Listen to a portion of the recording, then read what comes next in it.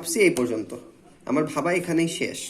দেখে দেখে ভাবতেছি আর ক্যালকুলেটারে ক্যালকুলেট করতেছি। আমি দেখলাম যে আমার হয়তো একটা ম্যাথে 5 সেকেন্ড টাইম বেশি লাগছে, এই লাইনটা লিখতে কতক্ষণ 5 থেকে 10 সেকেন্ড লাগবে, বাট সেটা আমার পরিশ্রম, মেন্টাল পরিশ্রম অ্যাকচুয়ালি অর্ধেক করে দিছে। হয়তো আমি এরকম হাই ইন্টেন্সে পড়তে গেলে হয়তো আধা ঘন্টা পর টায়ার্ড হয়ে যেতাম। হাই ইন্টেন্সে পড়াটা একটু অত বেশি সাপোর্ট করি না আমি, ঠিক আছে? টায়ার্ড হয়ে যাওয়া, রেস্ট লাগবে অতিরিক্ত, ঠিক আছে? ধরো যে হাই ইন্টেন্সে পড়াটা হচ্ছে 100 মিটার দৌড়ের মতো। তুমি যদি বেশি জোরে দৌড় দাও, দেখবা যে ওই পরিশ্রম কাটাইতে আধা ঘন্টা লেগে গেছে। হয়তো 10 সেকেন্ড দৌড় দিছো, 15 সেকেন্ড দৌড় দিছো। সো আমি সাপোর্ট করি হচ্ছে একটা মানে স্পিড যেটা স্লো না। স্লো হইলে আসলে তুমি বরং মোটিভেশন হারাই ফেলবা। যেটা ফাস্ট, বাট মানে আলটিমেট ফাস্ট না, not as fast as you can, মানে as fast as you can, that is a special speed, ঠিক আছে? সেটা সবসময় দেওয়া দরকার নাই, সেটা যখন স্পেশাল মোমেন্ট আসবে তুমি ডিসিশন নিয়ে তখন দিবা। যাই হোক, যেটা বলতেছিলাম, এই যে ছোট্ট একটা ট্রিক, মানে সোজা কথা, আমি আমার ব্রেনের সাথে ছোট্ট একটা ট্রিক খেললাম, ঠিক আছে? এটা আমার কষ্ট অনেক পরিমাণে কমাই দিছিল। দেখলাম যে আমি হাই ইন্টেন্সে, তখন তো হাই ইন্টেন্সে পড়তেই হবে অ্যাডমিশনের প্রিপারেশন, দেখলাম যে আমার হাই ইন্টেন্সে আমি 1.5 ঘন্টা পড়তেছি, তারপর টায়ার্ড হচ্ছি। সো এটা আমার এফিসিয়েন্সি কিন্তু প্রায় 200%, 300% বাড়ায় ফেলছে। সো এটা একটা ছোট্ট একটা ট্রিক, এবং আশা করা যায় সব সাবজেক্টেই হেল্প করবে, ঠিক আছে? সব সাবজেক্টেই হেল্প করবে। যে যতটুকু তুমি জানো সেটা নিয়ে প্রেশার নেওয়ার কোনো দরকার নাই, ঠিক আছে? এবং সায়েন্সের সাবজেক্টটা একদম সবগুলাতেই, বায়োলজি বলো, ফিজিক্স বলো, কেমিস্ট্রি বলো, প্রত্যেকটাতেই হেল্প করবে। যে মানে আননেসেসারি প্রেশার ব্রেনকে দিবা না। তোমার ব্রেন হচ্ছে একটা প্রেশাস জিনিস, এখানে আননেসেসারি প্রেশার দেওয়ার কোনো দরকার নাই, ঠিক আছে? আচ্ছা, যাই হোক, তোমাকে তুমি নেসেসারি প্রেশারটা দিবা। ক্যালকুলেট করার সময় ক্যালকুলেট করবা, এই একটা লাইন লিখলে তোমার কিছুই যায় আসবে না, ঠিক আছে? এবং তোমার যদি প্রয়োজন না হয় তুমি লিখবা না। ধরো যে তুমি আসছে, ধরো জাস্ট সি বাই ল্যামডা আসছে, এটা কিন্তু তোমার লেখা লাগবে না, বাট তোমার এইচ নিয়ে যে একটু চিন্তা করতে হলো, আমার যেমন করতে হলো, ঠিক আছে? এরকম যদি চিন্তা করতে হয় তখন জাস্ট একটা লাইন লিখে ফেলো, ঠিক আছে? আর আরেকটা জিনিস, ইন্টারেক্ট লাইন টেন গ্যাপ নিয়ে কোনো কিছু ভাববা না। পরীক্ষায় জাস্ট করবা, ম্যাথ হইলে দেখবা যে 97, 98 মার্কস চলে আসতেছে। 100ই পাইতে হবে এরকম কোনো কথা নেই, ঠিক আছে? ম্যাথ করো, 1-2 মার্ক যদি কাটেও, তোমার টার্গেট ম্যাথ করা। তোমার টার্গেট যদি হয় যে আমি কোশ্চেনটা সুন্দর করে অ্যান্সার করব, ব্যাখ্যামূলক কোশ্চেন তো সুন্দর করে অ্যান্সার করবাই, বাট ম্যাথমেটিক্যাল কোশ্চেন সুন্দর করে অ্যান্সার করবো, বেশি মার্ক পাবো, এটা হচ্ছে তোমার বরং দেখা যাবে যে লাস্ট কোশ্চেনটা ঠিক মতো টাচ করতে পারো নাই। সো এনাফ টাইম থাকবে এক্সামে, বাট কখনোই মানে বিলাসিতা দেখাবা না যে ম্যাথমেটিক্স আমি পাশে সাইড নোট 2টা এক্সট্রা লিখি। তুমি ম্যাথ শেষ করো, তারপর 5টা সাইড নোট লেখো, কোনো সমস্যা নাই। তোমার মানে ফোকাসটা একটু মানে ঠিক জায়গায় রাখতে হবে, ঠিক আছে? আমার নিজের এরকম একটা মিস্টেক হয়েছে, আমার নিজের একটা পরীক্ষায় মিস্টেক হয়েছে, সেখান থেকেই শিখছিলাম এটা। সেটা হচ্ছে, মিস্টেকটা হয়েছিল 12-এর প্রি টেস্ট পরীক্ষায়। এরকম একটা মিস্টেক আমি করছিলাম, কারণ 12-এর পরীক্ষাগুলায় মানে কোশ্চেন পারা জিনিসই, বাট একটু বড় বড় কোশ্চেন দেওয়ার চেষ্টা করে, এবং বৃত্ত থেকে একটা বড় কোশ্চেন, সেখানে আমার বৃত্ত না, সরল রেখার 3.7-এর একটা বড় কোশ্চেন, সেখানে আমার অনেক টাইম নিয়েছিলাম, ঠিক আছে? সো এই তো, যা হওয়ার তাই হয়েছে। সো যাই হোক, এটা আমি যেটা বলতেছি যে তোমার যতটুকু দরকার তুমি সেটুকু করো, তোমার যতটুকু দরকার তুমি সেটুকু করো। এক্সট্রা যে টাইম পাবা সেটা মন মতো যা খুশি করো। আর্ট ভালো লাগলে আর্ট করো, তোমার যদি অর্গানাইজিং, আমার অর্গানাইজেশন ভালো লাগতো, অর্গানাইজিং স্কিল, সেটা করো। তুমি যা খুশি করো, তোমার ভালো লাগার জিনিস করো, বাট হচ্ছে যেখানে তোমার কোনো অ্যাকচুয়ালি ব্রেইন ইউজ করে এক্সট্রা টাইম দিয়ে লাভ নাই, ঠিক আছে? সেখানে কোনো দরকার নেই, ঠিক আছে? এবং আমাদের এমনকি এই যে কোর্সটা শুরু হওয়ার আগেও কিন্তু আমি বলতেছিলাম যে তোমাদের যদি অন্য ম্যাথ টিচার থাকে, তোমাদের কিন্তু না হইলেও চলবে, আমি কিন্তু বলতেছিলাম। কারণ এটা আমি সবসময় বিশ্বাস করি যে তোমাদের যদি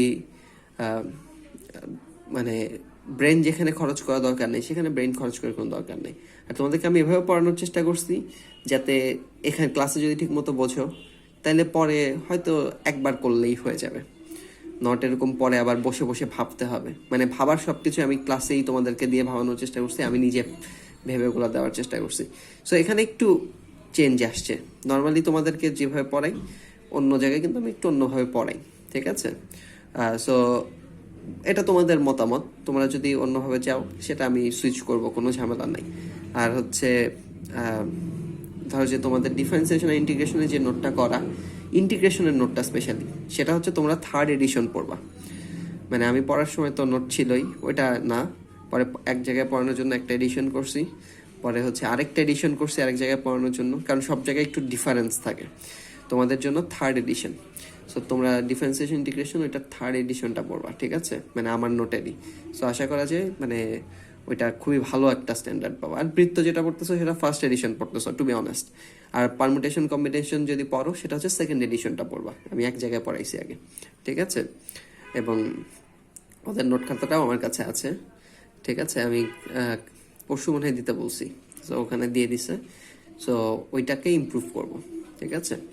সো যাই হোক, মানে আমি জাস্ট বেসিক একটু বলে দিলাম, মানে তোমাদের যদি দরকার না হয়, কোনো কিন্তু দরকার নেই পড়ার, সেটা আমার ক্ষেত্রে হোক বা অন্য কারো ক্ষেত্রে হোক। তোমাদের যা দরকার তোমরা সেটা করো, সেটা কমপ্লিটলি করো, ফুল মনোযোগ দিয়ে করো, হ্যাঁ অনেক স্যাক্রিফাইস করে করো, কোনো ঝামেলা নেই। বাট তোমার বুঝতে হবে তোমার কোনটা দরকার।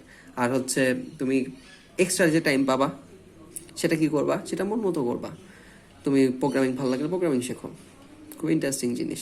তোমার যদি ভালো লাগে অলিম্পিয়াড রিলেটেড, তাহলে এটা তোমাদের লাস্ট সুযোগ, সামনের 2 বছর তোমাদের লাস্ট সুযোগ, মানে লাস্ট সহজ সুযোগ অলিম্পিয়াড রিলেটেড, ঠিক আছে। তুমি এক্সট্রা টাইম দাও, ঝামেলা নেই। যদি তুমি শেখার জন্য শেখো তাহলে তোমার কোনো রিগ্রেট করতে হবে না কখনো। আর যদি তুমি হচ্ছে বেনিফিটের জন্য শেখো, যে হয়তো আমি 2টা জিনিস দেখি, হয়তো আমি জয়কলির বইটা পড়ি, আমার বুয়েট পরীক্ষায় কমন আসবে, তখন তোমার হতাশ হইতে হবে, ঠিক আছে। মানে এক্সট্রা দেখার ক্ষেত্রে একটু তোমার মানে তোমার যেখানে আগ্রহ আছে তুমি সেইটা দেখবা, সেটা পড়া হোক পড়ার বাইরের জিনিস হোক, পড়াতে কখনো কম্প্রোমাইজ না, ঠিক আছে। যতটুকু লাগবে ততটুকু অবশ্যই, এতটুকু ঠিক রেখে সব কিছু, এবং পড়াশোনা ঠিক রাখলে বাকি সব কিছু সহজ। বাসায় তুমি এক্সট্রা সাপোর্ট পাবা, তুমি ফ্রেন্ডদের কাছ থেকে এক্সট্রা সাপোর্ট পাবা, অনেক কিছুই। যাই হোক, বাট যেটা মানে যদি নাও পাও, তুমি সব কিছুকে পজিটিভলি নিতে পারবা, এটা সোজা, ঠিক আছে, যেটা কিন্তু অনেক ইম্পর্টেন্ট। বাট হচ্ছে যখন ধরো যে পড়াশোনা ঠিক থাকতেছে না, তখন দেখবা যে মানে নিজের ইচ্ছা মতো কাজ বা নিজের পছন্দের কাজগুলো ওইখানেও একটু বাজে প্রভাব পড়তেছে। সো পড়াশোনা ঠিক রাখবা, বাট এক্সট্রা টাইমটা অতিরিক্ত মানে যেটা তুমি সেটাকে শেভ অফ করে ফেলার চেষ্টা করো। তোমার যদি 24 ঘন্টা পড়তে ভালো লাগে, পড়ো, 24 ঘন্টায় পড়ো, সমস্যা নাই। বাট হচ্ছে যেটা তুমি 4 ঘন্টাতেই পারো, সেটা তুমি 4 ঘন্টা করে ভাবলা যে আমি আরো, আমার তো হয়েছে, আমি আরো আধা ঘন্টা দেখি, এরকম না। তোমার এনাফটা তুমি বুঝবা এবং সেইটুকু পুরাপুরি করবা। তোমার এনাফ হইতে পারে একবার পড়া তারপর একবার রিভিশন দেওয়া, এটা তোমার উপর ডিপেন্ড করে। অনেকের এনাফ হইতে পারে একবার পড়া 2বার রিভিশন দেওয়া, এটা তার জন্য এনাফ হইতে পারে। এনাফটা করতে হবে একদম পারফেক্টলি, বাট তারপরে এক্সট্রা দরকার নেই, ঠিক আছে। এবং জাস্ট একবার পড়া কিন্তু বেশিরভাগ ক্ষেত্রেই এনাফ না, সবার ক্ষেত্রেই। সো এটা একটু মাথায় রাখো, একবার না, রিভিশন লাগবে। বাট রিভিশনের ক্ষেত্রেও কিন্তু এনাফ টাইমস আছে। ধরো যে আমার অনেক চ্যাপ্টারে আমার নিজেরই 4-5 বার রিভিশন আমি দিছি, আবার অনেক চ্যাপ্টারে একবার রিভিশন দিছি। সো এটা ভ্যারি করে। এবং ধরো যে তোমাদের যে এজ, তোমরা আসলে বুঝতে পারো তোমাদের কতটুকু দরকার না দরকার। যাই হোক, অনেক কথা বলে ফেলছি। সো এই ম্যাথটা শেষ করি। এই যে দেখো, এই 3টা ভ্যালু আমি লিখে নিলাম, এটা কিন্তু আমার হিসাবটাকে অনেক সোজা করে ফেলছে। না লিখলে কিন্তু কঠিন হইতো, ঠিক আছে। আচ্ছা, তাহলে ব্যাসার্ধটা কি বলো তো? তাহলে G square plus F square minus C, এটা হচ্ছে ব্যাসার্ধ স্কোয়ার, ঠিক আছে। তাহলে জি স্কোয়ারটা কত বলো তো? এইটা স্কোয়ার, তার মানে 9 into 1 minus K whole square divided by 1 plus K whole square. তারপর হচ্ছে এফ স্কোয়ার মানে কি? এটা স্কোয়ার, এটাকেও কিন্তু তুমি বলতে পারো 6 square into 1 minus K divided by 1 plus K whole square, কারণ হোল স্কোয়ার হইলে এটা 1 মাইনাস কে যে কথা, কে মাইনাস 1 একই কথা, মাইনাস সি। সুতরাং মাইনাস কি হবে? এটা 24 minus 55 K divided by 1 plus K is equals to ব্যাসার্ধ স্কোয়ার মানে 12 স্কোয়ার। তুমি দেখো এখানে কিন্তু তোমার একটা কমন পার্ট চলে আসছে, ঠিক আছে। তো তুমি এটাকে একটু সুন্দর করে লিখলা, এটাকে লিখলা কত? 45 1 minus K divided by 1 plus K whole square. এখানে মাইনাসটাকে প্লাস বানাই দিয়ে আসো সহজ করার জন্য, plus 55k minus 24 divided by 1 plus k is equals to 144. এখানে নিচে যা আছে সেটা কে সরানোর জন্য নিচে যা আছে সেটা দিয়ে গুণ করি। নিচে কি আছে 1 plus k হোল স্কয়ার, এটাই তো হাইয়েস্ট, সুতরাং ওটা দিয়ে গুণ করলে নিচেরটা চলে গেল, ভ্যানিশ হয়ে গেল। এখানে 55k minus 24 এর সাথে 1 plus k এটা চলে আসলো, সাথে 144 এর সাথে ওই যে 1 plus k হোল স্কয়ার দিয়ে প্রত্যেকটাকে গুণ করছি সেটা চলে আসলো। এখন এটা সলভ করলে k এর যে ভ্যালুটা আসবে সেটাই, ঠিক আছে। আমি এটা সলভ করার জন্য ক্যালক, চলো আমরা ক্যালক ইউজ করি। ক্যালকে কি আছে 45, মানে আমরা জাস্ট ছোট করার জন্য যে অ্যান্সার কি কি আছে 1 minus k, k এর জায়গায় x দিলাম whole square, plus 55x minus 24 plus 55x x minus 24 into 1 plus k is equals to 144 into 1 plus k whole square. আমরা সলভ করি জিরোতে, জিরো স্টার্টিং ভ্যালুটা জিরো দিয়ে দিলাম, ঠিক আছে। একটা ভ্যালু আসছে, দ্যাটস ফাইন। সো আরেকটা ভ্যালু থাকার কথা, যেহেতু এটা দ্বিঘাত একটা। সো আরেকটা ভ্যালু সেটা পাওয়ার জন্য আমি স্টার্টিং জিরো দিয়ে এটা পাইছিলাম, স্টার্টিং অনেক বড় একটা ভ্যালু দিয়ে 100 দিলাম। আচ্ছা 100 বেশি বড় হয়ে যায়, 50 দিলাম। সো এই ভ্যালুটাই আবার আসছে। আমি বলছিলাম ক্যালক হচ্ছে নিউটনিয়ান মেথডে সলভ করে, তার মানে 50-র আশেপাশের অ্যান্সার হলো এটাই। সো আমরা -50 দিয়ে দেখি তো কি আসে। এই যে দেখো সেকেন্ড ভ্যালুটা চলে আসছে, এটা হলো -50-র কাছাকাছির একটা ভ্যালু। মানে তুমি যদি একটু ধৈর্য থাকে তুমি এখানে দুইটা ভ্যালুই বের করতে পারবা, আর দুইটা ভ্যালু যদি বের করতে নাও পারো সমস্যা নাই, তাহলে জাস্ট ভেঙে দ্বিঘাত সমীকরণ দিয়েই করো, সমস্যা তো নাই। এরপর একটা লাইন লাগবে ভাঙতে, সোজা সোজা জিনিসই আসছে। সো যাই হোক আমাদের দুইটা অ্যান্সার কিন্তু চলে আসছে কে এর দুইটা ভ্যালু, একটা হচ্ছে আগেরটা, একটা হলো এইটা। আগেরগুলা কি, আচ্ছা আগের মানে ওই দুটাই, যাই হোক বুঝতেই পারছো। সো কে এর দুইটা ভ্যালু জাস্ট লিখে দিলে তখন কিন্তু হয়ে যাবে। যে ইকুয়েশন ওইটাই, এটাই জাস্ট কে এর ভ্যালু যেখানে যেহেতু অমূলদ আসছে, যেখানে কে ইজ ইকুয়ালস টু অমুক আর তমুক, ঠিক আছে। নট এ ইজি, মানে ডাইরেক্ট ভ্যালু দেব, ঠিক আছে। আচ্ছা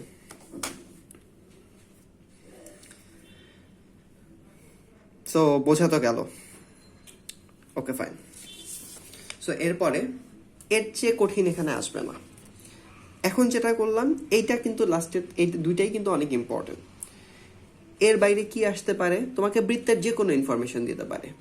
ধরো যে এই যে বৃত্তটা, ধরো যে x square plus Y square minus 6x plus 12y plus 24 plus K into X square plus Y square, যাই হোক যেটা মাথায় আসতেছে সেটাই বলতেছি, আগেরটার সাথে হুবহু মিলে গেছে এরকমই না। এই বৃত্তটা তোমার জাস্ট একটা ইনফরমেশন দরকার। আমি দুইভাবে একটা ইনফরমেশন দিয়েছিলাম, যে মূল বিন্দু দিয়ে যায় আর হচ্ছে আরেকটা বলছিলাম যে মূল বিন্দু দিয়ে যায় না, এটা হচ্ছে হলো ব্যাসার্ধটা দিয়ে দিছি। সো একটা ইনফরমেশন অনেক কিছু ভাবেই দেওয়া যায়, ব্যাসার্ধ দিয়ে দিলাম। আরেকটা তোমাদের এক্সাম্পল দেখাইছি, সেখানে কেন্দ্র দিয়ে দিছি, দ্যাটস ওকে টু। অথবা বলতে পারি যে এক্স অক্ষকে স্পর্শ করে,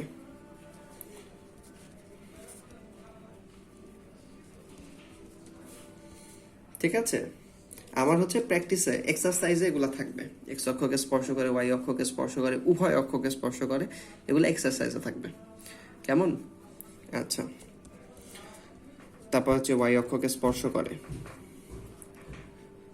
তারপর হচ্ছে মানে এরকম যতগুলো আছে বুঝতে পেরেছ, সবগুলো কিন্তু করা সম্ভব, ঠিক আছে। এক্স অক্ষকে স্পর্শ করে, ওয়াই অক্ষকে স্পর্শ করে, তারপর হচ্ছে ধরো আর কি থাকতে পারে এরকম, কেন্দ্র এক্স অক্ষের উপর অবস্থিত, কেন্দ্র ওয়াই অক্ষের উপর অবস্থিত, কেন্দ্র মূল বিন্দুতে অবস্থিত থাকতে পারে, ঠিক আছে। ওকে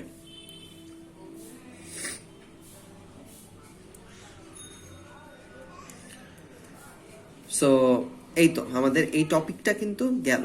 এবং এ আর খলিফার যে সূত্রটা আছে সেটা হচ্ছে আসলে এটাই, এটাই হচ্ছে, সে হচ্ছে সুন্দর করে একটু বলছে, বাট ওটার কোনো দরকার নেই। ঠিক আছে, ওইটার কোনোই দরকার নেই। ওইটার চেয়ে এইটা দিয়ে ডাইরেক্ট করলে সোজা। ঠিক আছে, এবং আমি এটা যে সোজা বলতেছি, একটা কঠিন এক্সাম্পল দেখানোর পর সোজা বলতেছি, এবং বইয়ে আমি এক্সাম্পল কম পাইলাম, কারণ আমি জানি না কারণ কি। আর হচ্ছে তোমাদের নতুন বইটা আমার কাছে আছে, সেটাও আমি একবার তাহলে চেক দেব। সব তো ছিল, আমি যাই হোক ডেটাও করে রাখছিলাম ওই খাতাটা যে কোথায়। যাই হোক সমস্যা নেই, ওটা আমার আরেকবার চেক করতে হবে। সো অ্যাকচুয়ালি কিন্তু বেশি কঠিন হয় না, বুঝছো? আর যদি সামাও হয়েও যায়, আমরা তো সেটাও পারি। ঠিক আছে, সো বেশি মাথা নষ্ট করার কিছু নেই, বাট আমরা ইনশাল্লাহ পারবো। ঠিক আছে, আচ্ছা, এই তো। আর আজকের ভিডিওটা খুব কুইকলি পেয়ে যাবা। নোটটা একটু দেরি হতে পারে, আমি নোট নিয়ে কোনো কথা দিচ্ছি না, মানে এখন থেকে চেষ্টা করবো যেটা বলবো সেটা হুবহু করার। সো নোট নিয়ে আমি কোনো কথা দিচ্ছি না, বাট ভিডিও খুব তাড়াতাড়ি পেয়ে যাওয়া, হয়তো 12টার মধ্যে বা 11টার মধ্যে, সাইজের উপর ডিপেন্ড করে। আচ্ছা যাই হোক, সো আমাদের এই কনসেপ্টটা গেল, এবং আমাদের 4.1-এর লাস্ট একটা কনসেপ্ট আছে, সেটা আমি আজকে থিওরিটা আলোচনা করে দেব, কিছু প্র্যাকটিস দেখাবো নেক্সট দিন, এবং নেক্সট চ্যাপ্টার আমরা কিন্তু আচ্ছা নেক্সট চ্যাপ্টারটা কি করতে চাচ্ছ তোমরা? পারমুটেশন কম্বিনেশন, মানে পারমুটেশন কম্বিনেশন না, জাস্ট পারমুটেশন, নাকি ডিফারেন্সিয়েশন?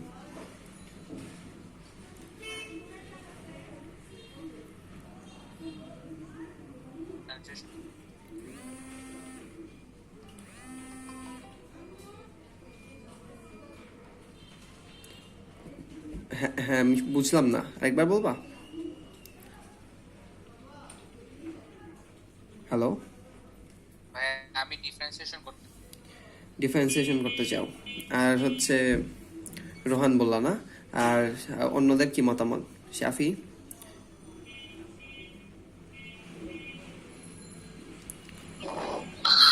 ভাইয়া আমার নিজস্ব কোনো মতামত নেই। আচ্ছা, তোমার দুইটা করলেই তোমার মানে প্রবলেম নেই, এই তো? আচ্ছা, তামজিৎ? ডিফারেন্সিয়েশন তো অবশ্যই পড়াবেন, কিন্তু পারমিটেশন করতে তো খুব বেশি দিন টাইম লাগবে না, ঠিক না? আমার মনে হয় ডিফারেন্সিয়েশনটা ধরা উচিত। ঠিক আছে, আমার পার্সোনাল মতামত। তোর কি প্রবলেম আছে এটাই? আমার মনে হয় ডিফারেন্সিয়েশনটা ধরা উচিত এরপরে। সেটা ভালো মনে করেন ভাই। তাহলে ডিফারেন্সিয়েশন ধরি, তাহলে নেক্সট ক্লাসে আমরা ডিফারেন্সিয়েশন শুরু করব। ঠিক আছে, ডিফারেন্সিয়েশন মানে ধরো যে, মানে আমি এমনভাবে দেখানোর চেষ্টা করব যাতে তোমাদের মানে যদি কোনো কিছু ভুলেও যাও তাও যাতে নিজে বের করতে পারো, সেভাবে দেখানোর চেষ্টা করব, বাট দেখা যাক কি হয়। সো ডিফারেন্সিয়েশন স্টার্ট করি। পারমুটেশন, তুই প্রবলেম পাইলে আমাকে বলিস, আমি ওটা সলভ করে দেবো না হয় ক্লাসে। তুই মনে হয় একটা বলছিলি, কি প্রবলেম বলছিলি? আমি ক্লাসে সলভ করে দেবো, বাট তাহলে পারমুটেশনটা একটু পরেই দেখাই, যদি দেখাতে হয়। ঠিক আছে, আমরা ডিফারেন্সিয়েশনটা করি, অন্তত 3-4টা চ্যাপ্টার করে আসি, কেমন? 3-4টা চ্যাপ্টার করতেও কিন্তু খুব বেশি টাইম লাগবে না, ডিফারেন্সিয়েশনের শুরুর চ্যাপ্টারগুলো যথেষ্ট সহজ। ঠিক আছে, আসলে পুরাটাই সহজ থিওরিটিক্যালি পড়লে। 3-4টা ক্লাসের উপরে লেগে যাবে প্রায়। 9.2টা একটু বড়, এটা ঝামেলা, 9.2টা একটু বড়।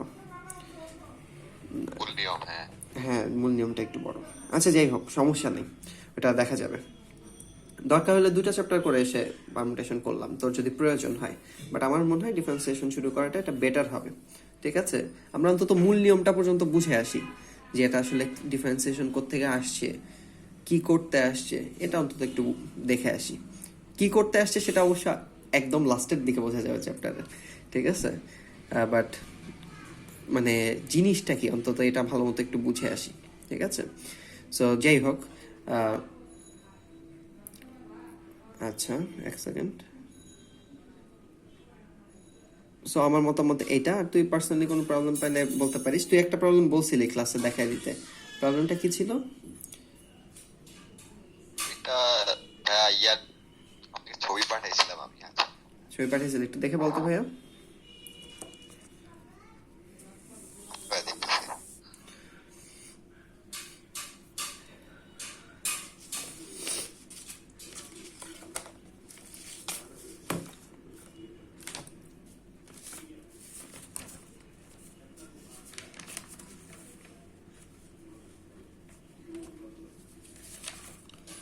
আমার কাছে আছে, কিন্তু ওইখানে তো ভিডিও হচ্ছে। আচ্ছা, যাই হোক, দাঁড়া, তাও দেখা যাবে। আইনটাই না তো অনেকগুলা বুঝাইতে অসুবিধা হইতে পারে। সামেশন সাইন আছে। ও আচ্ছা, আমার মনে পড়ছে। তো সামেশন সাইনটা নিয়ে একটু বলতেছিলি। আচ্ছা, সামেশন সাইন নিয়ে আমি বলি। সামেশন সাইন জিনিসটা কি? সামেশন সাইনটা হচ্ছে, ধর যে নর্মাল আগে কথা বলি, তারপর ওইটা খুবই সোজা। সো সামেশন জিনিসটা হচ্ছে, ধর যে সামেশন অফ, ধর যে তোর দুইটা ভ্যারিয়েবল আছে, বা তোর একটা ভ্যারিয়েবল আছে, বা দুইটা ভ্যারিয়েবল আছে, একটা হলো এ, একটা হলো বি। দুইটা ভ্যারিয়েবল ঠিক না, দুইটা ভ্যালু, ঠিক আছে? সামেশন অফ এ মানে কি? First of all, plus B. এই এ মানে হচ্ছে এ না, এই এ মানে হচ্ছে তুমি একটা জিনিস গ্রহণ করছো, আর হচ্ছে সেগুলাকে যোগ করছো। সো একটা জিনিস আমি দুইভাবে গ্রহণ করতে পারি, এ হিসেবে গ্রহণ করতে পারি, আবার বি হিসেবে গ্রহণ করতে পারি। সো আর হচ্ছে এই পার্টটা বোঝাচ্ছে হলো তুমি যোগ করছো, ঠিক আছে? তারপর হচ্ছে সামেশন অফ, তাহলে এ বি, এই জিনিসটা ইজ ইকুয়ালস টু কত হবে? এই জিনিসটা মানে হবে only A B. Only A B. তুমি বলতে পারো যে আমি তো এটা দুইভাবে গ্রহণ করতে পারি ভাইয়া, এ বি হিসেবে গ্রহণ করতে পারি আর বি এ হিসেবে গ্রহণ করতে পারি, তাহলে তাদের মাঝখানে প্লাস দিয়ে দিলাম। এটা হবে না, কারণ হচ্ছে এই এটা আগে মানে কিন্তু এটা আগে না, মানে এই এটা মানে কিন্তু এই বুঝায় নাই। এটা মানে বুঝাইছে যে কোনো একটা ভ্যালু তার সাথে আরেকটা ভ্যালু গুণ হয়েছে, ঠিক আছে? জাস্ট বুঝাইছে যে দুইটা গুণ হয়েছে, বাট কোনটা আগে পরে সেটা বুঝায় নাই। সুতরাং সামেশন অফ এ বি জিনিসটা যে কথা, সামেশন অফ বি এ সেটা একদম হুবহু এক কথা। সামেশন অফ এ যে কথা, সামেশন অফ বি হুবহু এক কথা, এটা নিয়ে কোনো ডাউট নাই, ঠিক আছে? আচ্ছা, তাহলে ডাউটটা কোথায় একটু আসা শুরু করলো সেটা আমি একটু পরে আসতেছি। বাট এবার ধরলাম আমার তিনটা ভ্যারিয়েবল আছে, এ আছে, বি আছে, সি আছে। এখন সামেশন অফ এ মানে কি? এ মানে কিন্তু ফার্স্ট অফ অল এ না, এ মানে হচ্ছে একটা করে ভ্যালু। সো একটা করে ভ্যালু আমি তিন ভাবে নিতে পারি। সো মাঝখানে কি হবে? সামেশন সাইন দিয়ে বোঝাচ্ছে প্লাস হবে, ঠিক আছে? এটার আরেকটা ভার্সন আছে, ঠিক আছে? এটার আরেকটা ভার্সন আছে, সেটা হচ্ছে মাল্টিপ্লিকেশন বুঝায়, ঠিক আছে? বাট মাল্টিপ্লিকেশন বুঝানোটা এটা তোমাদের সিলেবাসে অ্যাকচুয়ালি নাই, সেটা হচ্ছে মানে অলিম্পিয়াড যদি করো তখন পাবা। সো সেটা নিয়ে আমি কথা বলতেছি না, তোমাদের সিরিজ টিরিজ কিছুতেই লাগবে না, জাস্ট এই সামেশনটাই লাগবে, ঠিক আছে? মাল্টিপ্লিকেশন সাইনটা এরকম, এটা বলতে বুঝায় তুমি একটা করে নাও, এ বি সি নাও, বাট হচ্ছে সেগুলা কি হবে? মাল্টিপ্লাই হবে, ঠিক আছে? এটা কোনো দরকার নেই। আচ্ছা, তো সামেশন অফ এ বি বলতে কি বোঝায়? এ বি বলতে বোঝায় দুইটা ভ্যালু একটার সাথে আরেকটা গুণ আকারে থাকবে, সেটা দুইভাবে করতে পারি। এর সাথে বি গুণ আকারে নিতে পারি, এর সাথে সি গুণ আকারে নিতে পারি, আর বি এর সাথে সি গুণ আকারে নিতে পারি। বি এটা আমার লাগবে না, কারণ হচ্ছে এখানে কিন্তু অর্ডারটা ইম্পর্টেন্ট না। অর্ডার কখন ইম্পর্টেন্ট হয় সেটাও দেখাচ্ছি। সো এটা সামেশন অফ এ বি। আর তাহলে summation of A B C কি হবে? এটা কিন্তু বোঝাই যাচ্ছে, তিনটা একসাথে নেওয়া যায় খালি এ বি সিতেই, আর কিছু আসেই না। সো এখানেই শেষ। চারটা হইলে তোমরা আসলে বুঝতে পারতেছো কি হবে, ঠিক আছে? তাহলে আমি একটু ডিফারেন্ট কেসে যাই। ধরো যে তোমার এ বি আর সি আছে, তোমাকে বলছে summation of sine A. First of all সাইনকে কিন্তু তুমি টাচ করতে পারবে না, এটা একটা অপারেটর। এখানে এটাকে তুমি টাচ করতে পারবা, এ এর সাইন মানে একটা ভ্যারিয়েবল বা একটা ভ্যালুর সাইন, এরকম তুমি তিনটা ভ্যালু পাবা, এ এর সাইন, বি এর সাইন, সি এর সাইন, এবং সামেশন সাইনটা বলতেছে প্লাস করতে হবে, ঠিক আছে? সিমিলারলি কজের ক্ষেত্রেও এক বা এরকম। আবার সামেশন অফ যদি সাইন এ বি থাকে তখন ওই আগের মতোই, জাস্ট এখানে এ বি আসবে, বি এই যে এ বি আসবে, তারপর এসি আসবে, বিসি আসবে। তো হবে sine A B plus sine BC plus sine C A, right? So এরকম। এখন পার্থক্যটা একটু হয়, যদি এরকম হয়, খেয়াল করো, এ বি আর সি আছে তোমার কাছে, ওরা বলছে যে summation of sine A cos B, এইটা কি হবে? এখানে কিন্তু অর্ডারটা ইম্পর্টেন্ট। কেন ইম্পর্টেন্ট দেখো, তুমি এ আর বি এই টার্মটা দিয়ে শুরু করলা, সাইনে একটার সাইন আর আরেকটার কস, কিন্তু তুমি যখন এটার অর্ডারটা চেঞ্জ করে দেওয়ার চেষ্টা করলা, সাইন বি আর কস এ, মানে ভ্যারিয়েবল দুইটার অর্ডার চেঞ্জ করে দিতে চেষ্টা করলা, দেখলা যে দুইটা সেম জিনিস আসে নাই, ডিফারেন্ট জিনিস আসছে। যেমন এ বি এর ক্ষেত্রে তুমি যদি অর্ডার চেঞ্জ করে দিতা তাহলে কিছুই হতো না। সো আমি বি এটাকে ইনক্লুড করি নাই কেন? কারণ ওই জিনিসটা অলরেডি আছে, বাট এই জিনিসটা কিন্তু অলরেডি নাই, তাই না? সো এটাকে ইনক্লুড করতে হবে। এখন এ বি দিয়ে গেল, এ বি দিয়ে দুইটাই হয়ে গেল। তারপর হচ্ছে এ সি দিয়ে দুইটা আসবে similarly, sine A cos C plus sine C cos A, উল্টাটাও, কারণ একই জিনিস নাই দুইটা। সো এরকম থার্ডটাও সাইন বি কস সি, সাথে উল্টাটাও আসবে sine C cos B. So সামেশনের মানে মর্মার্থটা মোটামুটি বুঝাইতে পারছি। এখন সামেশনের ক্ষেত্রে আরেক ছোট্ট একটু কথা আছে, অনেক সময় সংখ্যা দিয়ে সামেশন বোঝানো হয়। Example, summation of